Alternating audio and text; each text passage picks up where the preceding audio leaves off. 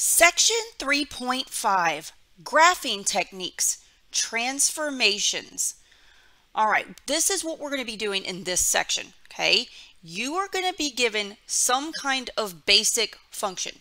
That basic function may be one of the basic functions you learned in section 3.4, like f of x equals x, or x squared, or the absolute value of x, or the square root of x, or x cubed, or the cubed root of x, okay?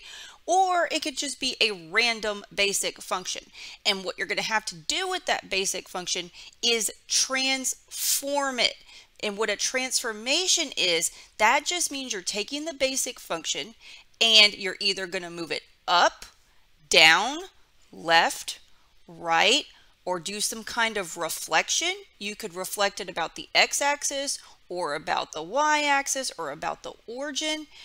Other transformations, you could do a horizontal stretch or a horizontal compression, or you could do a vertical stretch or a vertical compression. Okay, so basically you are taking a basic function and you are doing some kind of transformation to it. Okay, so in this section we're going to learn the transformation rules. Okay, let's get started with example 1. Okay, it says plot the graph of f of x is equal to x squared on the grid below using what you learned in section 3.4. For each remaining function, construct a table of xy values. Tables are provided on page 2, and use the points found to sketch the graph of the function. Graph all functions on the grid given below using a different color for each function. Okay, and it says color pencils are provided. That's in the event that we have class in person. Okay, so let's take a look at this example. It spans a couple of pages here. So what I have here is a list of 5 different functions. Okay, we've got f of x is equal to x squared, g of x is equal to x squared plus 3, h of x is equal to x squared minus 5, j of x is equal to the quantity x plus 4 in parentheses squared, and then finally k of x is equal to the quantity x minus 2 squared. Okay, then there is a grid. Okay, if you go to page 2, okay, you will see a table of values. There's a separate table for each of the 4 functions. The first one is x squared. We know what that looks like from section 3.4, but the other 4 functions, we have to make a table of values to plot them. So you can make your tables on page 2, and then once you come up with your list of points for each graph, you can come back to the grid, and we're going to put all 5 graphs on this one grid. Okay, essentially what we're doing here, okay, if you notice, okay, x squared is the first function, that's f of x. That's the one we're familiar with. It is the basic function we learned in section 3.4, okay. The other 4 functions are some variation of x squared, okay. If you notice, like parts B and C here, functions g and h, you're basically adding or subtracting to or from the x squared quantity, and then the last 2 functions in parts D and E, functions j and k, basically you've got parentheses involved, but it involves a quantity squared. Okay, so if you were to multiply out, if you did, if you distributed, you did like in part D, if you did x plus 4 times x plus 4 and you multiplied that out, you would get an x squared piece in there. Okay, so the remaining 4 functions are some variation of x squared. We're comparing them by putting them all the graphs on one grid, so we can see how the 4 functions compare to the original basic function of x squared. Okay, so let's begin by graphing f of x is equal to x squared. Okay, we know what this looks like from section 3.4, like I've said. Okay, I'm going to go ahead and put that one in black. Okay, so we know that x squared is going to be a parabola. It goes through 0, 0, it goes through 1, 1, it goes through 2, 4, and it goes through 3, 9. okay? It is symmetric about the y-axis, so it's also going to go through negative 1, 1. It is going to go through negative 2, 4. It's going to go through negative 3, 9, okay? And then I'm going to go ahead and connect the dots using a parabolic shape here. So give me a second to draw this in. All right, remember it goes up forever in this direction and it goes up forever in this direction. So you need to put arrowheads on the ends here. So this is f of x is equal to x squared. Okay, this is our basic function. Okay, so now what I'm going to do is I am going to go to the second page and I am going to start making a table of values, okay, to come up with a list of points so that we can plot each of these other 4 functions on the same grid. Okay, so if you look at page 2, okay, there is a table of values for each of the 4 remaining functions. Okay, so I am going to go ahead and pause the video. Okay, I'm not going to bore you with the details. I am going to pause the videos and make the table for each one of these 4 remaining functions and plot the points. Okay, and then I will resume the video.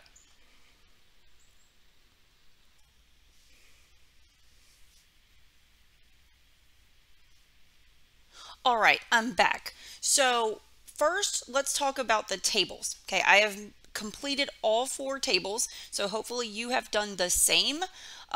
If we start with g of x, which is x squared plus 3, remember you can rewrite that as x times x plus 3. So I basically chose the standard x values. I chose x values from negative 2 to 2.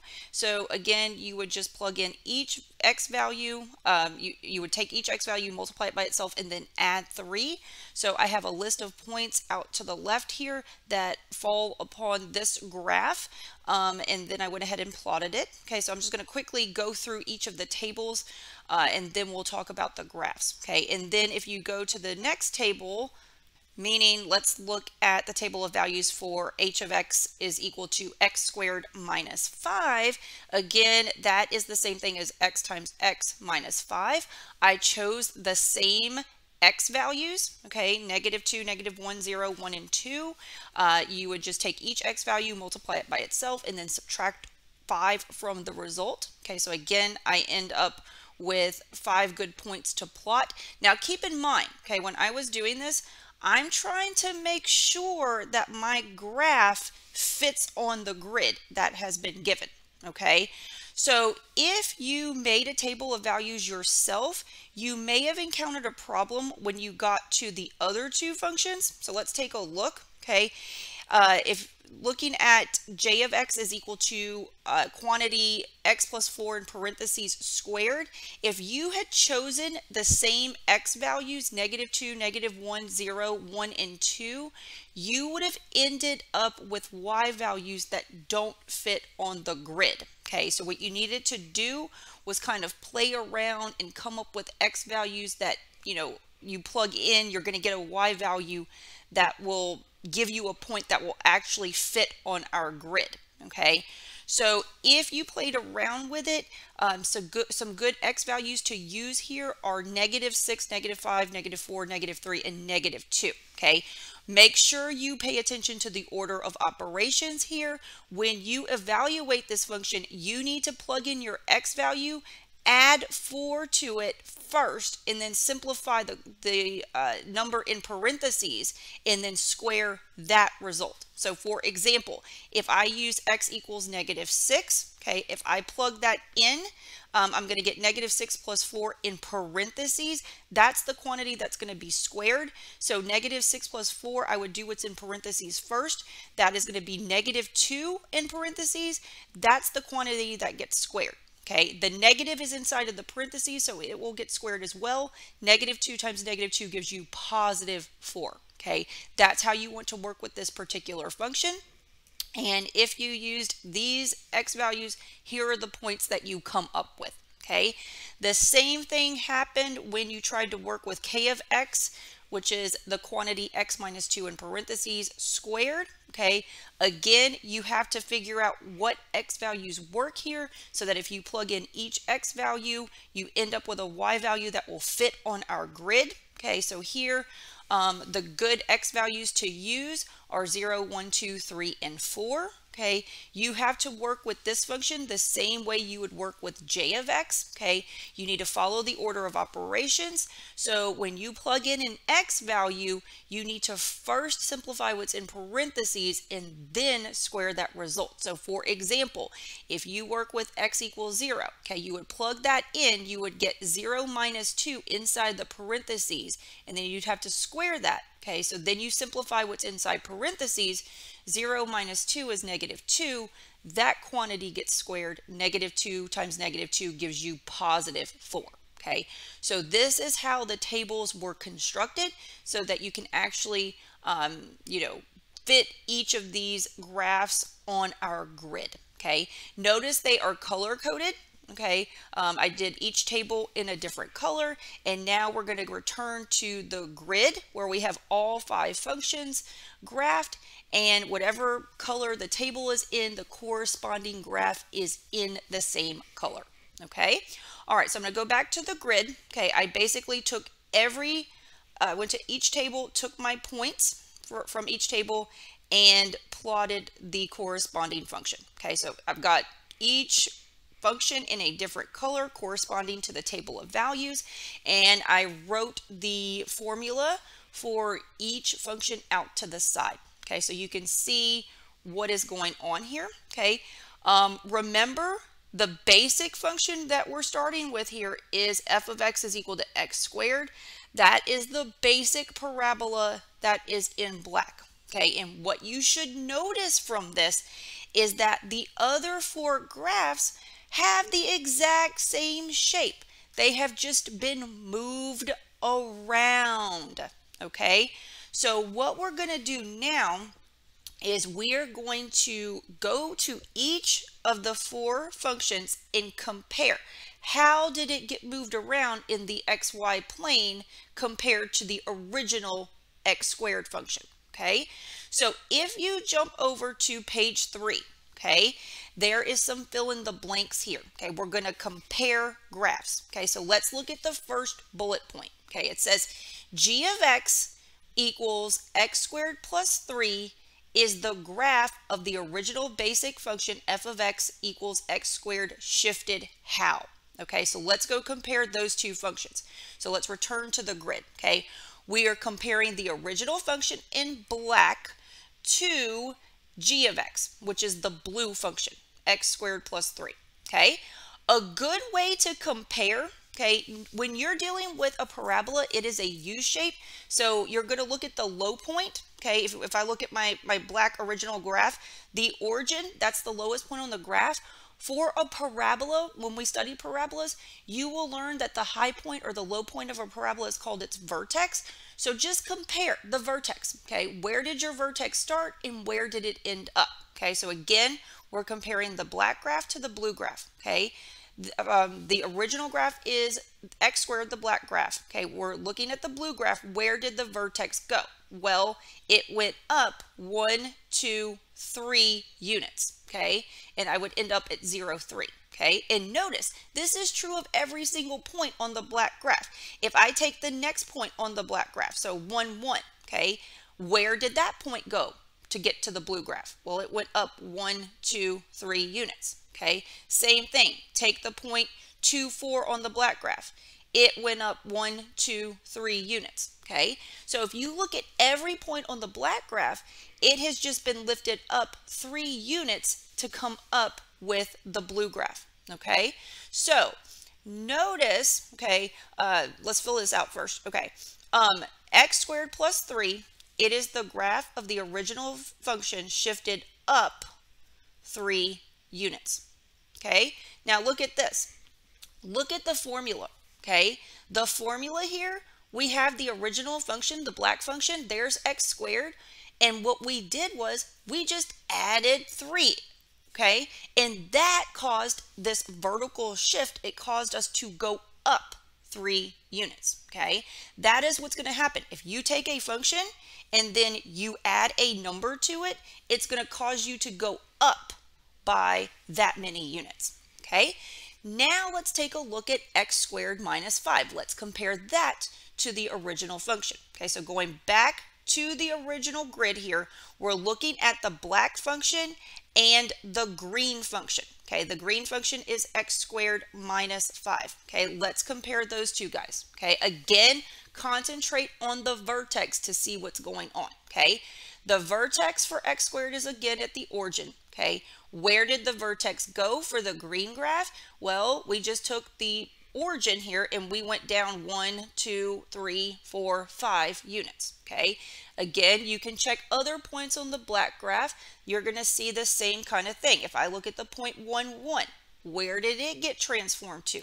Down 1, 2, 3, 4, 5 units. Okay, if you look at the point negative 1, 1, where did it go? Down 1, 2, 3, 4, 5 units. Okay, so basically to come up with the graph of x squared minus 5, the original graph x squared just got shifted down 5 units. Okay, so let's go write that down. Okay, so h of x is equal to x squared minus 5 is the graph of f of x is equal to x squared shifted down 5 units.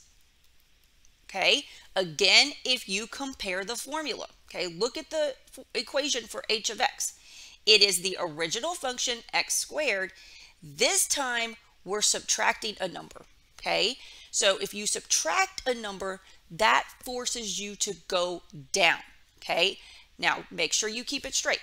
Look at g of x and look at h of x. Okay, in g of x, you added a number, so you went up. In h of x, you're subtracting a number. Okay, that makes you go down. Okay, all right, let's take a look at j of x. Okay, so now we're going to compare j of x is equal to x plus 4 quantity squared. Okay, how does that compare to the original function? Okay, so j of x is going to be the graph that I have in purple. Okay, so again, we've got two parabolas here. It's basically the same black shape that's just been moved around. Okay, compare the vertices. Okay, where did the vertex of the black graph go? Okay, so the point 0, 0 has been transformed. The vertex of the purple graph is at the point negative 4, 0. Okay, so basically we went 1, 2, 3, 4 units to the left. Okay, and if you look at other points on the black parabola, you will see the same thing. If I take the point at 1, 1, where did it go? Well, 1, 2, 3, 4 units to the left, okay, to end up at negative 3, 1. Okay, if I take the point at 2, 4, it went 1, 2, 3, 4 units to the left and ended up at negative 2, 4. Okay, so to get our purple graph, basically the black graph was shifted over to the left by 4 units. Okay, so let's go ahead and fill that out here. Okay, so let me get my pen color ready here. Let's go write this down. J of x is equal to x plus 4 quantity squared. It is the graph of x squared shifted left by 4 units. Okay, so let's talk about the formula.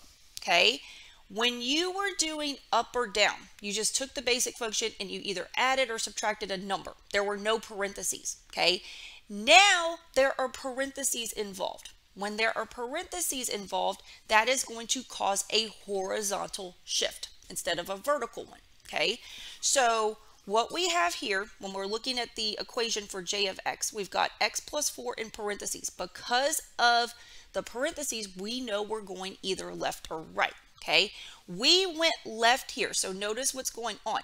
If you add inside parentheses, that's going to cause you to go left. Okay, and you're going to go left by the number of units that's inside the parentheses. Okay, so you're adding 4 inside the parentheses, that causes you to go left 4 units. Okay, finally, let's compare x squared to the graph of x minus 2 quantity squared. Okay, so go back to the grid over here. We're looking at the red graph, the red parabola. Okay, that is x minus 2 quantity squared. Okay, Again, we have another horizontal shift. If you compare the vertices, the original function x squared has a vertex at the origin, okay? The parabola in red has its vertex at the point 2, 0, if you can see where my cursor is. So basically, we have shifted over to the right by 2 units, okay, to get that new vertex, okay? And the same is true of every point on the black graph. If I look at the point 1, 1, it has been shifted 1, 2 places to the right to end up at 3, 1. If you look at the point -1, 1 on the black graph, it has gone over 1, 2 units to end up right here at 1, 1, okay? So basically here, our original graph has been shifted 2 units to the right. Okay, so let's go ahead and fill that in. We have shifted right 2 units. Okay, and again, the formula is very telling. Okay, when we look at k of x is equal to x minus 2 quantity squared, we have parentheses. That tells us it's going to be a horizontal shift. Since we are subtracting, we are going to go to the right by that number of units, okay? So basically, from this example, okay, this is kind of showing us the rules for vertical and horizontal shifts, okay? So if you have your original function and you add a number and there's no parentheses, the basic function, the original function is going to go up by that many units, okay? If you have your original function and you're subtracting a number and there's no parentheses, the original function is going to shift down by that number of units, okay? If you have your original function, okay, but basically now you've got parentheses, okay, so when you look at j of x, remember x squared is still involved. It's a quantity squared, okay, but now you've got parentheses. So if you've got parentheses, that's indicating a horizontal shift. If you're adding inside the parentheses, you're going left by that many units. And if you are subtracting inside parentheses, you are going right by that many units, okay? Below this example, okay, I've got a summary of vertical and horizontal shift rules. Okay, so let's quickly read through this. Okay, it says in the first box, it talks about vertical translations. Translations just means a shift. Vertical means up or down. It says a vertical translation of the graph of y equals f of x is a shift of the graph either up or down in the coordinate plane. Okay, so then it says c is a number. Okay, so basically if you look at this, okay, the way you can read this is kind of mathy, but f of x is your basic function. Okay, so if you take your basic function f of x and you add to it, there's no parentheses, you're going to go up by that many units. If you take your basic function f of x and you subtract from it and there's no parentheses, you're going down by that many units. Okay, on the flip, if you do a horizontal translation, so basically you're going either left or right. Again, f of x is representing your basic function. Okay, so when you look at this, again, it's mathy, but when you look at this, you are now adding inside the parentheses. If you look at this line right here, if you're adding inside the parentheses, that means you're going to the left by that many units. If instead you are subtracting inside the parentheses, you are going to the right by that many units.